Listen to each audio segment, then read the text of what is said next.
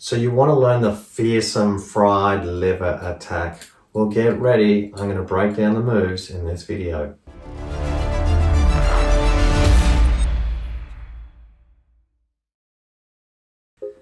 Hey guys, it's Phil here, the Chess Shark, helping you improve your game. Let's get into the fried liver attack. So the first move is king's pawn to e4, and black responds with its king's pawn to e5.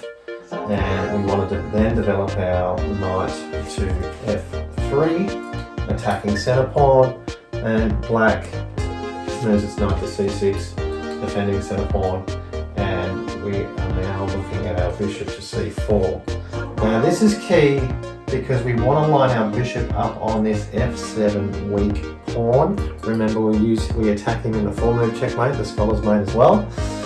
But we're not using our queen in the fried liver attack. It's a combination of the bishop and the knight working as a team together. Now, our goal in the fried liver attack is to have a double attack on this f7 weak pawn. So we want to get our knight jumping up here, effectively 3 jumps, 1, 2, 3, okay? And in this position, we've got the bishop protecting him, and we've got the queen and the rook forked by the knight. But we can't jump the knight up yet, okay? If we jump the knight here to g5, what will black do?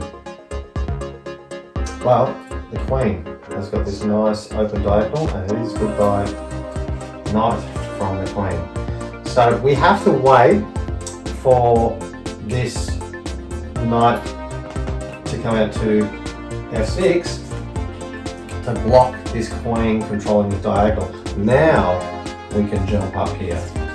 Now at this point, if they make a nothing move and they move a pawn up over here, or maybe they develop their bishop, that's more of a common move here in the opening to c5, then we can launch our fried liver up and fry that little pawn on f7. Here's the move.